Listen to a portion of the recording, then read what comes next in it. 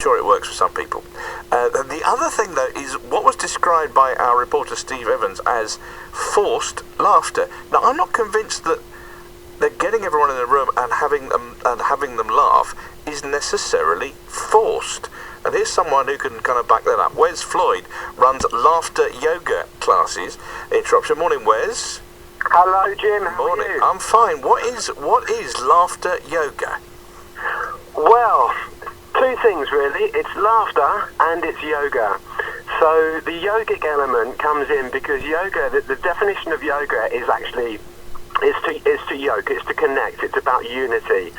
We achieve that through laughter classes, and the other benefit of laughter is that it's obviously physiologically very, very good for us. It's good for our mental health and our emotional health.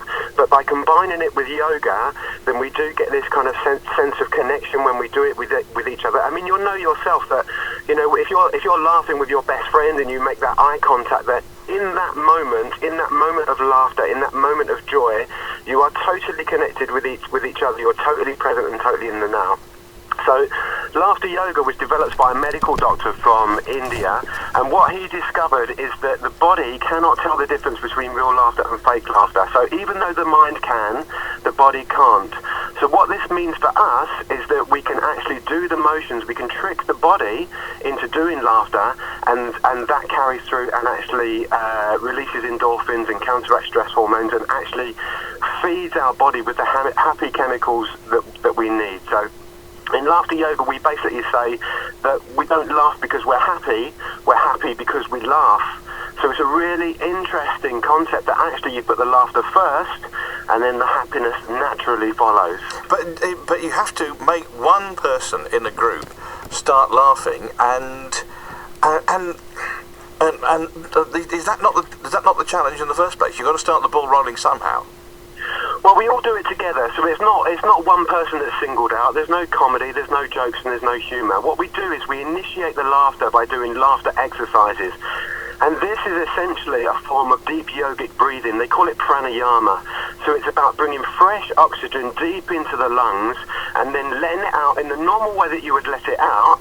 But instead of, let's say, if you were sighing, you would start to stimulate the laughter. So instead of letting it out with a sigh, which might be, ah, we would let it out by starting to stimulate that laughter. So it might be a ha ha ha ha ha ha ha ha.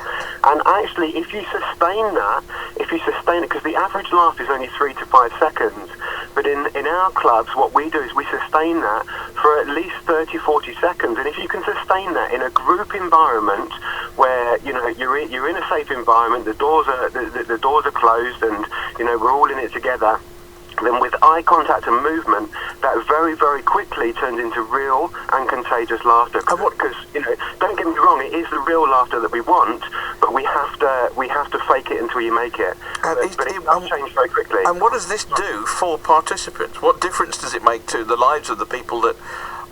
Does it give a brief uplift? Does it change the way you view the world? What difference does it make to people? There's many benefits to it, and you know, I come from a kind of history of business and science and outdoor pursuits and all this sort of stuff, and I have never found anything that transforms people so quickly, because everybody naturally knows that laughter is the best medicine. So we kind of have this kind of intrinsic feeling that it's good for us. The science now is catching up. So what the science says is that essentially 10 minutes of laughter is equivalent to 30 minutes on a rowing machine. So it's physiologically extremely good for us. As I said, we release these endorphins, and the endorphins are our happy chemicals. They stay within our body for about 24 hours, so it really is important to laugh every day. The brain requires 25% of the net intake of oxygen, so we're oxygenating the blood and we're oxygenating the brain, so we become more alert, we become more alive and more creative. And the list goes on and on. I mean, we boost the immune system by 40% with the connection. I mean, relationships are much, much better. And I don't mean intimate relationships, but relationships with your colleagues and, you know, the people that you work with and within the community. And what it has this ability to sort of, there's some neuroscience behind it. So actually, by faking the laughter, what we do is we start to form new pathways in the brain, and that teaches us new ways to behave. And essentially what that does is it starts to make laughter the default position, if you like. So our life lights up, and our face lights up, and our interactions with people on the street improve. And this is all from just going for it, basically. Biting the bullet, coming along to a class. It's not so much that we teach people how to laugh, but we remind people how to laugh, because we all used to do this as children. But as I said, the scientific evidence now is that belly laughter, sustained belly laughter for like between 10 and 20 minutes, they say, to get all the benefits, is, the best medicine by far. Does it work on grim grey days like today? Absolutely. And actually, it's an interesting point, because, it's easy to laugh when we're in a good mood. The trick is to be able to laugh when we're in a bad mood. So laughter yoga is not going to make your life, amazing. It's not going to fix, all the problems in your life. But what it does is that when it is a grey day, it gives us something we can do,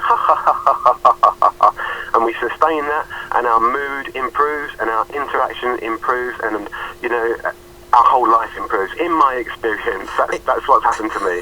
If someone wants to find out more about laughter yoga, what's the best way of them doing that, Wes?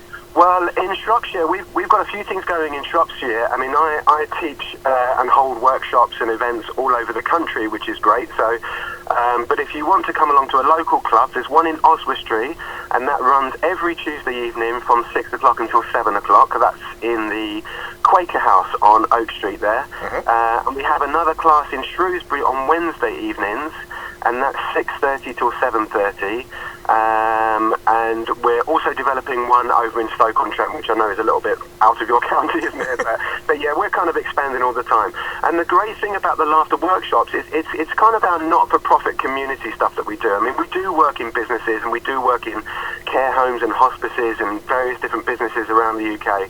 But the Laughter Club is free at the point of access. It's run on donations, so anybody can come. It doesn't matter, what your means are. And essentially what we're hoping is that those that do have the money leave a donation, which supports those that don't have the money, so that, it's free for everybody to come along. Wes, good to talk to you. Thank you very much for your time this morning. Thanks so much. Cheers, Wes. Thanks a lot. Thank you. 3 minutes to 10. Breakfast with Eric and Claire. Tomorrow